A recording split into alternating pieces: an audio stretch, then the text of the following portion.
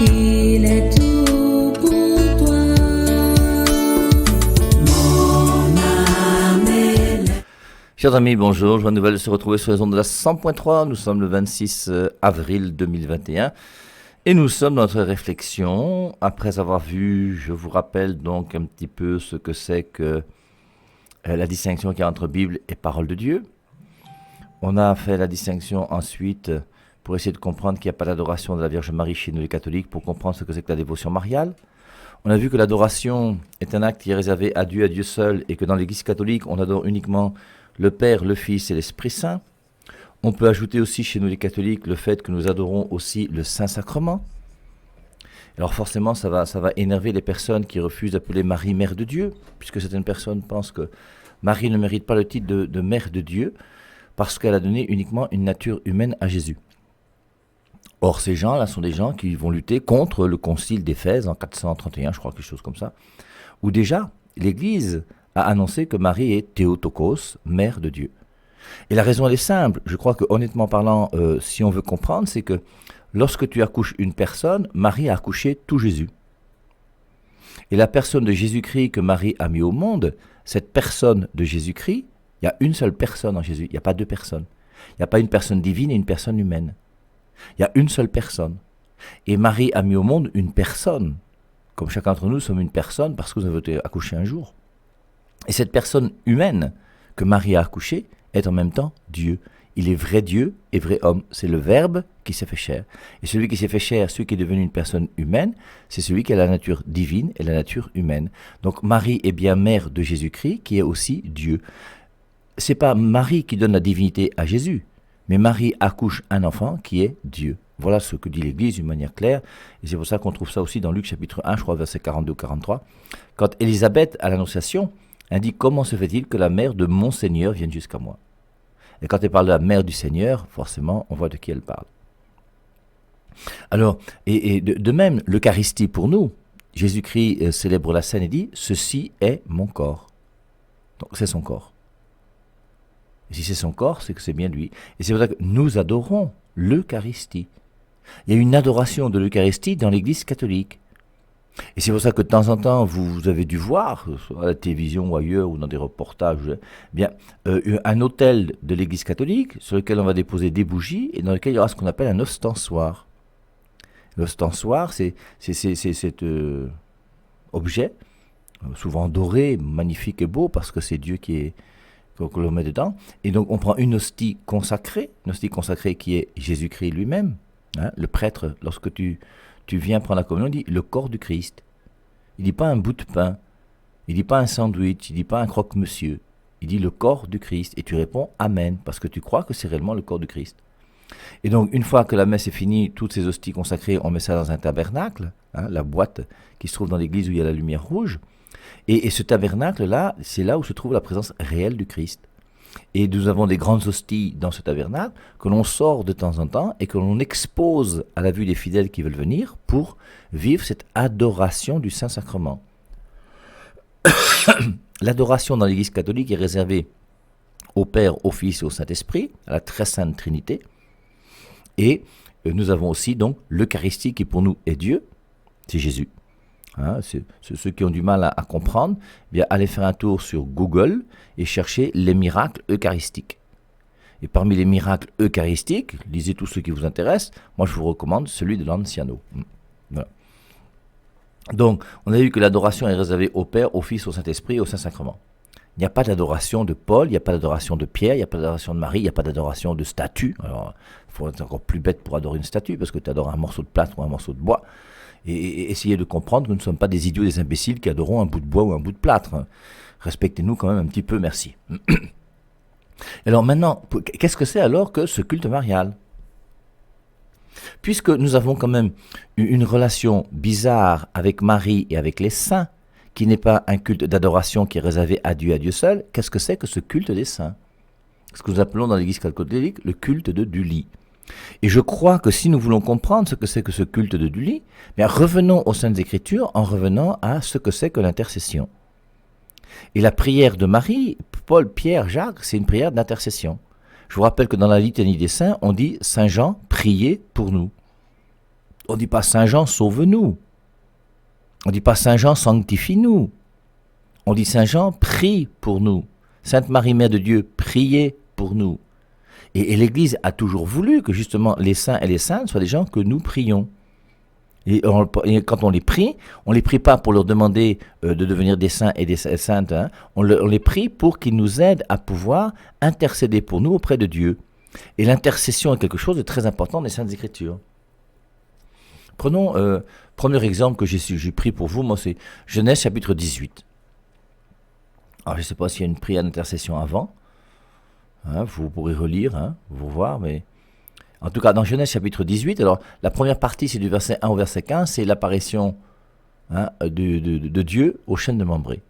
Il y a 3 personnages qui viennent voir Abraham, alors je ne vais pas revenir dessus, on avait commenté ça plusieurs fois déjà sur la 100.3, mais c'est très très joli, hein. Genèse chapitre 18, versets 1 à 15, c'est la préfiguration du mystère de la Trinité. On a 3 personnages qui viennent rendre visite à Abraham, et ces 3 personnages, on les appelle aussi le Seigneur. Hein, relisez ce passage et vous verrez.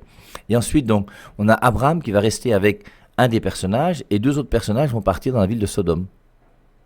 Alors, forcément, pour nous, vous voyez, on voit l'intercession dans Genèse chapitre 18, verset 16. Et cette intercession, hein, on voit comment Abraham va intercéder auprès de Dieu. Dieu, c'est le personnage, le premier personnage des 3, pendant que les 2 autres vont être envoyés.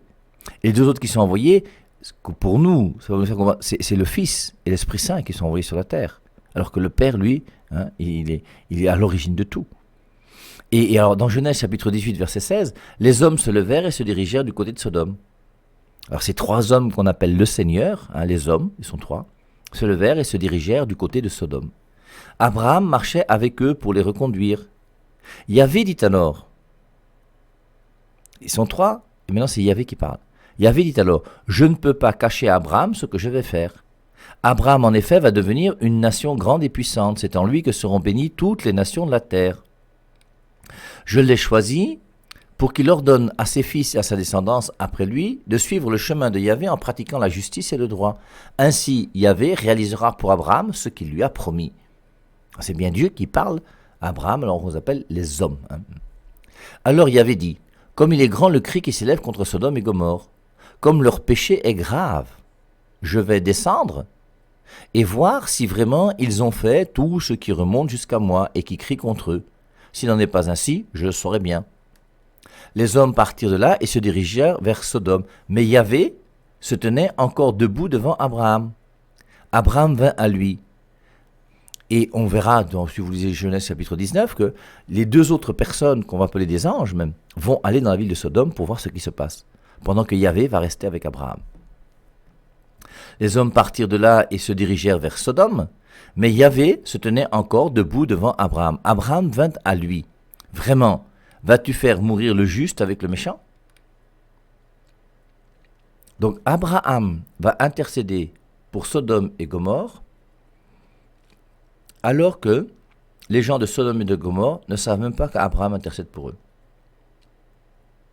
Et l'intercession d'Abraham a une efficacité, même si les gens de Sodome et de Gomorrhe ne sont pas au courant. Et Abraham va décider lui-même dans son cœur de pouvoir intercéder pour ces gens qu'il ne connaît pas. Abraham vint à lui. Vraiment, vas-tu faire mourir le juste avec le méchant? Comme tu es fâché contre la ville de Sodome, là, tu vas les punir? Vas-tu faire mourir le juste avec le méchant? Peut-être y a-t-il 50 justes dans la ville. Vas-tu détruire et ne pas pardonner à la ville à cause de ces 50 justes? Tu ne peux pas agir de cette façon. C'est Abraham qui parle à Dieu, hein. Tu ne peux pas agir de cette façon. Faire mourir le juste avec le méchant? Traiter le juste comme le méchant? Non, tu ne peux pas. Est-ce que celui qui juge toute la terre ne pratiquerait plus la justice?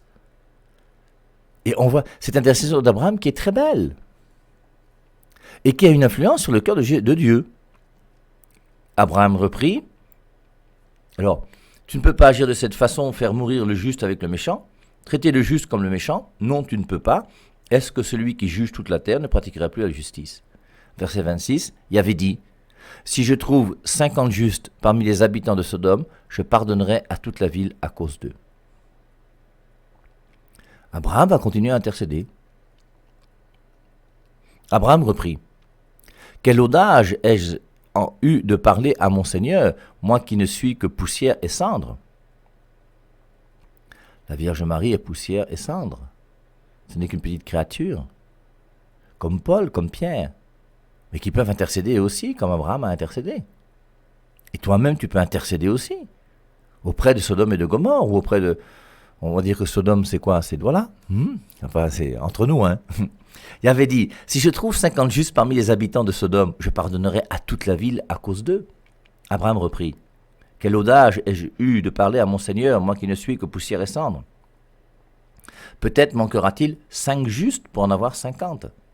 S'il en manquait 5, détruirais-tu toute la ville? Et vous voyez combien Abraham est perspicace et futé dans sa manière de pouvoir intercéder pour la ville de Sodome et de Gomorrhe. Il est arrivé à 50, Dieu a dit 50, non, il n'y a pas de souci. Maintenant, il dit, peut-être manquera-t-il 5 justes pour en avoir 50. Et Abraham ne dit pas, s'il y en a 45, il dit 5. S'il y a 5 justes, est-ce que tu détruiras toute la ville pour 5 qui manquent? Peut-être manquera-t-il 5 justes pour en avoir 50. S'il en manquait 5, détruirais-tu toute la ville? Il avait répondu, je ne détruirai pas la ville si je trouve 45 justes. Et on voit que Dieu connaît les mathématiques. Parce que Abraham a réussi à faire descendre son intercession jusqu'à faire, s'il y a 50 justes, tu ne détruiras pas. Après, il dit, mais s'il en manque 5, tu vas faire comment?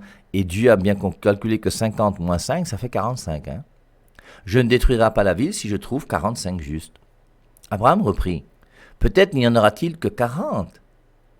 Yahvé répondit, si je ne détruirai pas s'il y en a 40. Abraham insista, que mon Seigneur ne se mette pas en colère si je parle encore, peut-être ne s'en trouvera-t-il que 30. Yahvé répondit, je ne détruirai pas si j'y trouve les 30. Abraham répondit, quelle audace ai-je encore de parler à mon Seigneur, peut-être n'y en aura-t-il que 20. Yahvé répondit, pour 20, je ne détruirai pas. Abraham dit, que mon Seigneur ne se mette pas, que mon Seigneur ne se mette pas en colère, je ne parlerai plus qu'une seule fois. Peut-être n'y aura-t-il que 10 justes. Yahvé répondit, rien que pour ces 10, je ne détruirai pas. Quand il eut fini de parler avec Abraham, Yahvé s'en alla, et Abraham retourna chez lui. C'est intéressant de voir, qu'est-ce que c'est que l'intercession? Et l'intercession, c'est un homme qui va intercéder pour toi, et qui va toucher le cœur de Dieu pour que Dieu puisse te bénir. Et on voit comment Abraham va intercéder sur le cœur de Dieu. Alors on aurait souhaité quelque part qu'Abraham aille encore plus loin. Et qu'il dise carrément jusqu'à 5. Et pourquoi pas jusqu'à 1. Et pour voir ce que Dieu aurait dit. S'il y a un seul juste dans la ville, qu'est-ce que je vais faire? Avec Noé, il n'y avait plus un seul juste dans Genèse au chapitre 6. Il a détruit, au déluge. Et après sur terre, il y a eu un seul juste qui était Jésus, qui nous a justifiés. Et qui a justifié le monde entier. Donc l'intercession d'Abraham, je trouve très joli ce texte de Genèse chapitre 18. Donc la première partie de Genèse 18, c'est le chêne de Mambré, très joli. Et ensuite, l'intercession d'Abraham pour la ville de Sodome et de Gomorrhe. Continuons maintenant avec le livre de l'Exode et Moïse. Alors, Moïse, c'est peut-être celui qui est le plus intercédé. Le nombre de fois où Moïse est intervenu pour qu'on ne punisse pas le peuple d'Israël, c'est énorme. Il faut relire Exode, Lévitique, Nombre, Deutéronome. Et vous verrez. Et c'est très joli dans ces 4 livres de voir la complicité qui existe entre Dieu et Moïse. Combien de fois il est écrit « Yahvé parla à Moïse »,« Moïse parla à Dieu ». Et on voit cette complicité extraordinaire et unique. Alors, j'ai d'abord pris Exode chapitre 17. Il y a une guerre. Quand on était à Réphidim, Amalek vint combattre Israël. C'est Exode chapitre 17, je suis au verset 8. Et le peuple d'Israël, c'était quand même un peuple guerrier. Je vous rappelle que dans le livre des Nombres, lorsqu'on a dénombré le nombre de personnes de chacune des tribus d'Israël, enfin les 11 tribus, puisqu'on n'a pas dénombré en même temps celle de Lévi qui était réservée au sanctuaire et aux choses saintes, mais les 11 autres tribus, on a choisi les gens de 20 ans et plus capables de porter les armes. Donc le dénombrement se fait en fonction des gens de plus de 20 ans qui sont capables de porter les armes. Je vous rappelle qu'on a trouvé, je crois, quelque chose comme 600 000, 605 300 ou 603 500, quelque chose comme ça. Plus de 600 000. Ça veut dire qu'il y a plus de 600 000 hommes de 20 ans et plus capables de porter les armes. Et donc c'est eux qui ont traversé la mer Rouge. Maintenant, si on compte les enfants et les femmes, on va arriver facilement à 2 millions. Il faudrait que le peuple d'Israël qui a traversé la mer Rouge, c'était pas une famille qui descendait comme ça et ça s'est passé en 30 minutes. Non, ce sont des histoires. Donc quand on était à Réphidim, Amalek vint combattre Israël, Moïse dit à Josué, trouve-nous des hommes pour aller se battre contre Amalek. Demain matin, j'irai me tenir au sommet de la montagne et je tiendrai à la main le bâton de Dieu. Et on a vu comment le bâton de Dieu a été très efficace pour les 10 plaies d'Égypte, c'est un petit peu avant. Et le bâton de Dieu, là, il va le tenir. Josué fit donc ce que Moïse lui avait dit pour combattre Amalek, tandis que Moïse, Aaron et Our montaient au sommet de la montagne. Tant que Moïse élevait ses mains vers le ciel, Israël l'emportait, mais quand il laissait retomber ses mains, Amalek était le plus fort. Abraham a intercédé pour la ville de Sodome et de Gomorrhe, et la ville de Sodome et Gomorrhe ne sait même pas qu'on intercède pour eux et qu'on essaie de les aider. Là, il y a une bagarre dans la vallée, et en bagarrant dans la vallée, ils ne savent pas que c'est le Seigneur lui-même qui est à l'origine de tout. Et le Seigneur, en lien avec cette intercession particulière de Moïse. Et quand les bras de Moïse sont levés au ciel, c'est son armée d'Israël qui gagne. Dès qu'il est fatigué et qu'il repose ses bras, c'est l'armée de Amalek qui gagne.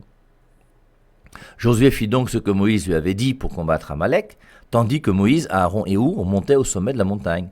Tant que Moïse élevait ses mains vers le ciel, Israël l'emportait. Mais quand il laissait retomber ses mains, Amalek était le plus fort. Les mains de Moïse se fatiguaient. Alors on prit une pierre et on la plaça sous lui. Donc comme il était déjà fatigué d'avoir les mains au ciel, on va d'abord l'asseoir.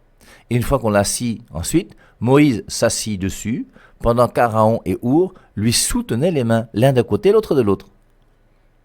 Et donc on voit comment Aaron et Our, chacun des deux qui sont là, vont tenir la main de Moïse élevée au ciel pour que le peuple d'Israël dans la vallée puisse gagner. Ainsi ses mains restèrent levées jusqu'au coucher du soleil, et Josué fit un massacre d'Amalek et de son peuple. L'intercession. C'est très important cette histoire d'intercession. Alors forcément, vous voyez, toutes ces intercessions, alors on ne va pas les étudier toutes bien sûr, on va étudier quelques-unes. Toutes ces intercessions vont nous faire comprendre l'intercession de Marie aux noces de Cana. Aux noces de Cana, on sent que Marie était une femme qui a été invitée, qui était proche des mariés, puisqu'elle pouvait aller à la cuisine. Je vous rappelle que vous, quand on vous invite à un mariage, souvent vous ne vous occupez de rien. On vous a jamais demandé de vous occuper du service traiteur, de voir si ça se passe bien, alors que tu es un invité.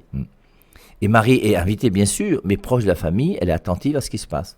Elle s'aperçoit dans la cuisine qu'ils n'ont plus de vin. Elle vient voir son fils pour dire « ils n'ont plus de vin ».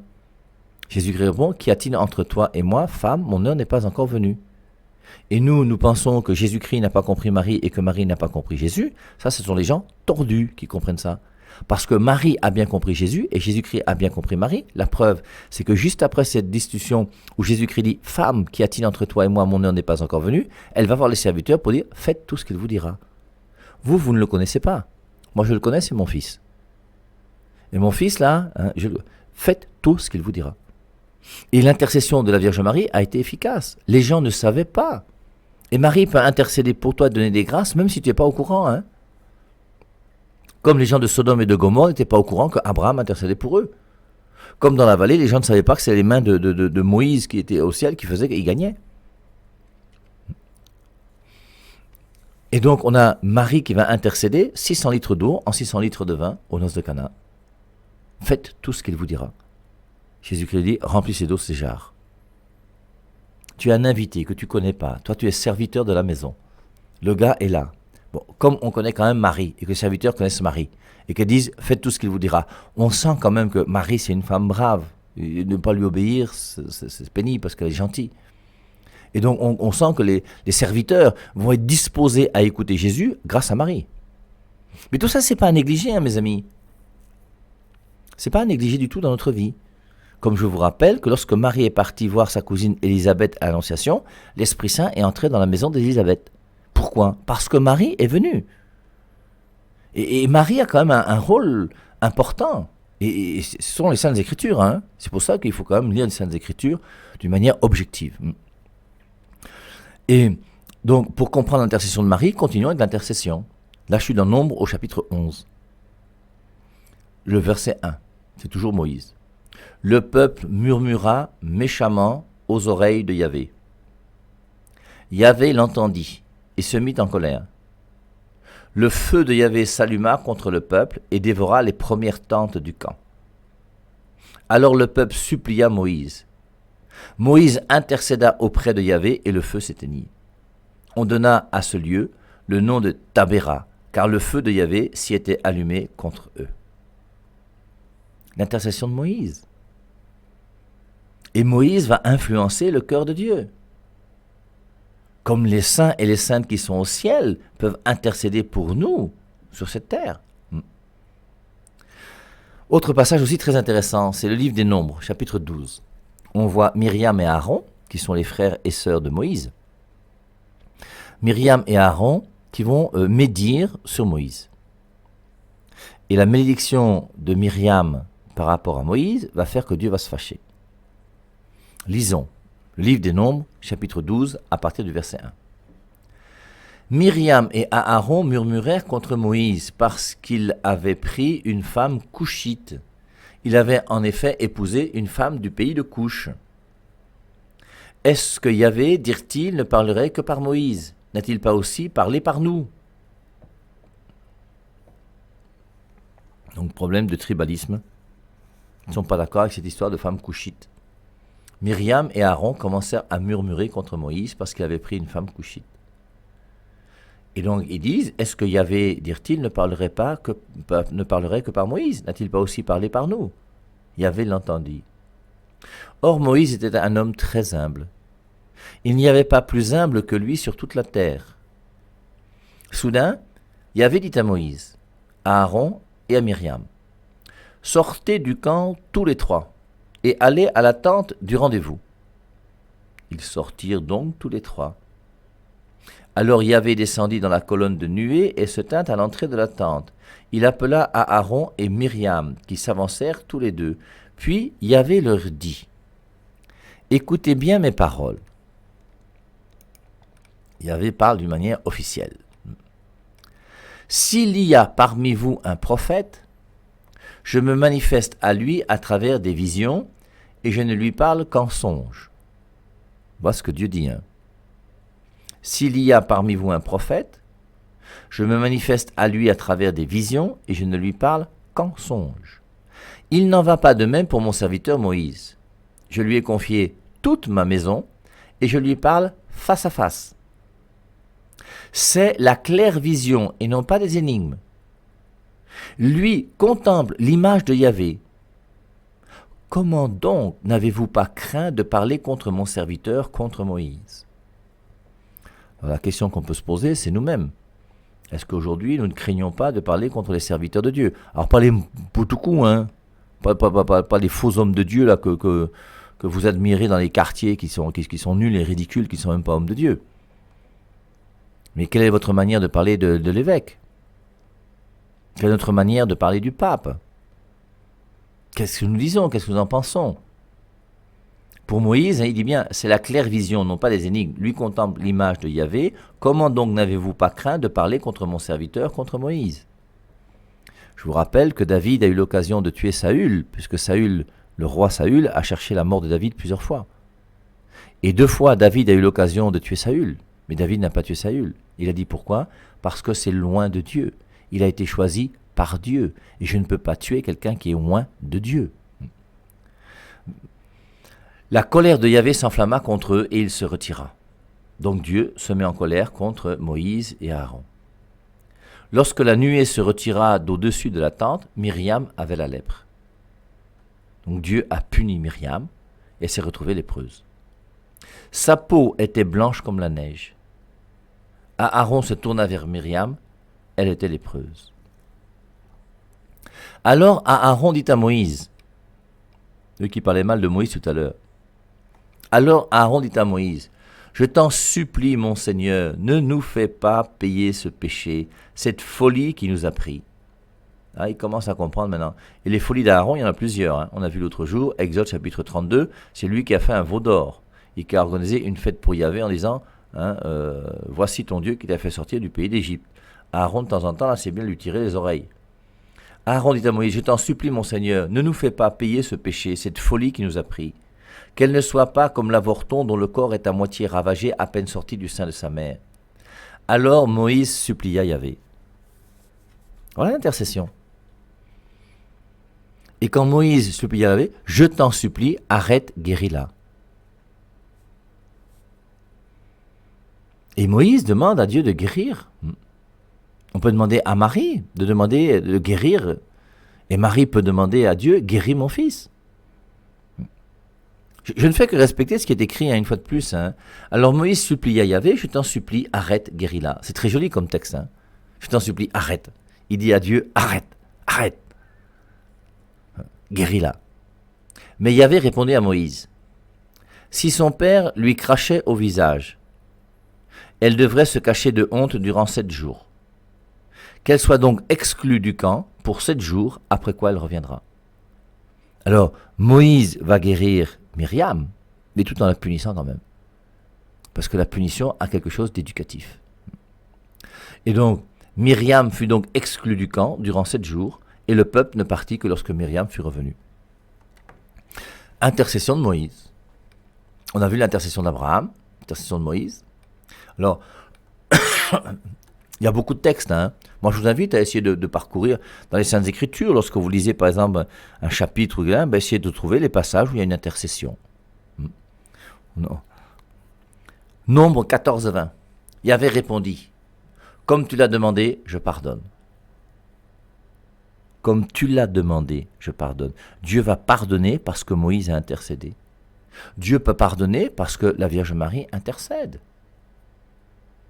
Il n'y a aucune incompatibilité. Et je ne sais pas pourquoi ces gens ont tant de difficultés avec la Vierge Marie. Alors on pourrait maintenant essayer de prendre l'intercession des saints dans l'histoire de l'Église. Les saints qui ont intercédé pour que le pape aille à Rome, pour je sais pourquoi, pour tout ce que vous voulez. Alors lisons encore quelques petits passages bibliques. Je prends Jacques chapitre 5 verset 16. Priez les uns pour les autres afin que vous soyez guéris. On peut prier les uns pour les autres pour que nous soyons guéris. Tu peux demander la guérison à Marie. Tu peux demander la guérison au Père de Marie. Priez vous-même le Seigneur pour moi.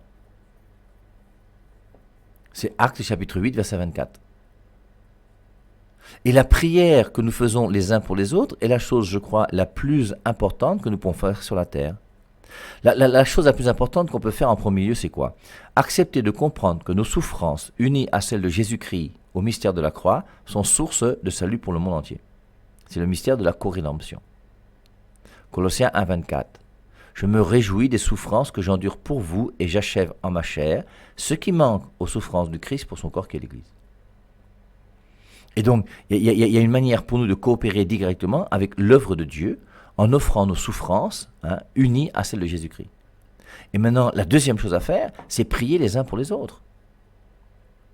Et refuser la prière des saints, c'est quand même quelque chose de bizarre. Jérémie 42, 2. Que nos supplications soient favorablement reçues devant toi. Intercède en notre faveur auprès de l'Éternel ton Dieu. Jérémie, Ancien Testament. Néhémie, chapitre 1, verset 6. Écoute la prière que ton serviteur t'adresse en ce moment, jour et nuit, pour tes serviteurs les enfants d'Israël, en confessant les péchés des enfants d'Israël. Je suis dans 2 Thessaloniciens 3, 1. Nouveau Testament, deuxième épître aux Thessaloniciens, chapitre 3, verset 1. Enfin, frères, priez pour nous, demandant que la parole du Seigneur accomplisse sa course et soit glorifiée. Tu peux demander que la parole du Seigneur accomplisse sa course. Alors, enfin, frères, priez pour nous, demandant que la parole du Seigneur accomplisse sa course et soit glorifiée comme elle le fait chez vous, et que nous soyons délivrés de ces hommes égarés et mauvais, car la foi n'est pas donnée à tous. Tu peux prier pour que Dieu te supprime ces hommes qui sont là et qui sont mauvais autour de toi. Acte 8, 15. Ceux-ci descendirent donc chez les Samaritains et prièrent pour eux afin que l'Esprit Saint leur fût donné. La prière qui donne l'Esprit Saint. tu peux recevoir l'Esprit Saint grâce à la prière de tes frères. La prière est quelque chose de très important. Je vous rappelle la présence de Marie auprès de sa cousine Élisabeth, qui fait que l'Esprit Saint a rendu visite à Élisabeth. Son enfant est tressailli en son sein et elle-même a reçu l'Esprit Saint qui lui a fait dire des paroles de connaissance. Donc, je crois que si on veut comprendre la différence qu'il y a entre le culte de latrie, qui est le culte d'adoration, et le culte de Duli, qui est le culte d'intercession, je crois que c'est simple. Et nous pouvons comprendre que comme les morts sont vivants, et les morts sont auprès de Dieu, la Vierge Marie est auprès de Dieu, Paul, Pierre aussi, et ils peuvent intercéder pour nous, ce qu'on appelle le culte du lit. Bénis le Seigneur.